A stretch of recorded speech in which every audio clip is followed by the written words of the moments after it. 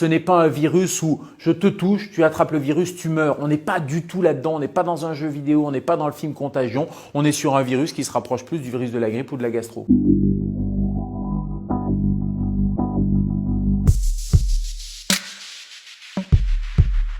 C'est un coronavirus. Corona, ça veut dire qu'il y a une couronne.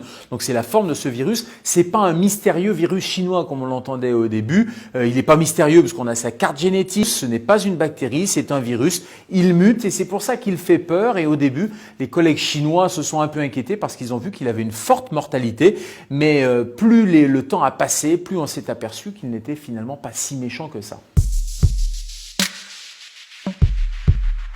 Au début, c'est un virus animal, il reste chez les animaux et puis parfois, à la faveur d'une mutation virale, il peut passer à l'être humain, surtout quand il y a une promiscuité. Et puis après, de l'homme à un autre être humain, c'est ce qu'on appelle la contamination interhumaine et c'est comme ça que les épidémies partent.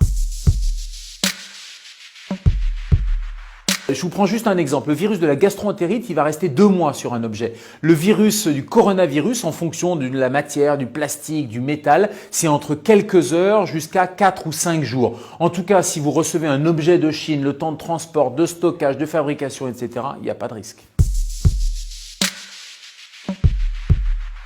Non, je pense qu'il ne faut pas avoir peur, il ne faut surtout pas paniquer. Il y a un principe de précaution. Je trouve que là, il est un peu poussé à l'extrême. On a affolé les gens en donnant des chiffres de mortalité qui sont largement surestimés. Il faut simplement avoir des précautions raisonnables. Ce n'est pas un virus où je te touche, tu attrapes le virus, tu meurs. On n'est pas du tout là-dedans. On est sur un virus qui se rapproche plus du virus de la grippe ou de la gastro. Ce sont des barrières universelles. Qu'est-ce qu'on fait? On se lave les mains. C'est vraiment le premier conseil. On se lave les mains correctement pendant 30 secondes à l'eau et au savon. Quand vous-même vous êtes malade, il faut éviter d'aller postillonner à l'extérieur et donc vous allez mettre un petit masque chirurgical pour protéger les autres. Et puis après, il va falloir éviter les rassemblements, éviter d'aller visiter vos grands-parents parce que vous allez risquer de contaminer les gens les plus fragiles. Si vous n'êtes pas malade, il n'y a aucune utilité à avoir un masque. On peut décéder des complications directes du virus, ça donne des pneumonies. Comme pour la grippe, vous savez, la grippe, il y a 10 000 morts par an dans l'indifférence générale. Puis il y a des complications indirectes, on peut mourir de complications liées à l'alitement comme la phlébite embolie pulmonaire, liées à une complication nosocomiale.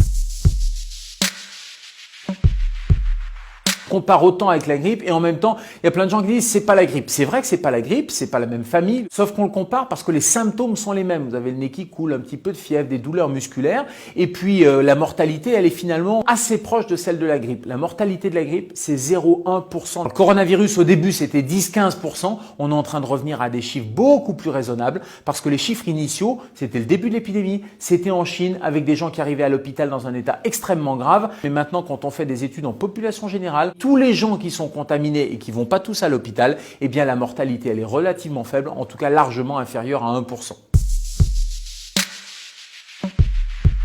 Une fois qu'on a le virus, on a, comme toute maladie infectieuse, des anticorps qui vont être produits par l'organisme. Et ces anticorps-là, ils vont nous immuniser. Ça veut dire qu'ils vont, dès qu'il y a une autre contamination, ils vont tout de suite attaquer le virus. Sauf qu'on a vu des cas rares, mais des cas qui existent, de recontamination. Alors, est-ce que nos tests n'étaient pas fiables? Parce qu'on n'était pas capable de détecter de petites quantités du virus. Deuxième hypothèse, est-ce que le virus dormait dans l'organisme et puis s'est réveillé? La troisième, c'est qu'on peut très bien se recontaminer avec une souche légèrement différente. C'est ce qui arrive avec la grippe. Vous êtes vacciné contre la grippe, mais vous allez attraper une autre forme de grippe. Il y a des chercheurs américains, des épidémiologistes, qui sont même en train de dire que c'est en train de devenir une maladie saisonnière. Le coronavirus, on estime que 70% de la population aurait une cicatrice sérologique, c'est-à-dire aurait eu un contact à un moment donné avec le coronavirus. Mais j'allais dire c'est la bonne nouvelle parce que ça va passer inaperçu chez l'immense majorité des gens qui vont être en contact, qui vont s'immuniser et seuls les plus fragiles risquent d'avoir des complications. Les enfants attrapent beaucoup le coronavirus, mais ils l'attrapent de manière peu grave, peu symptomatique. Ils ont simplement le nez qui coule, voire ça passe complètement inaperçu. Et toutes les études chinoises, et on commence à avoir un petit peu de recul, montrent qu'il y a 0 complication et 0 décès. peut pas prédire avec précision la fin de l'épidémie, mais on sait que ça a duré quelques semaines en Chine.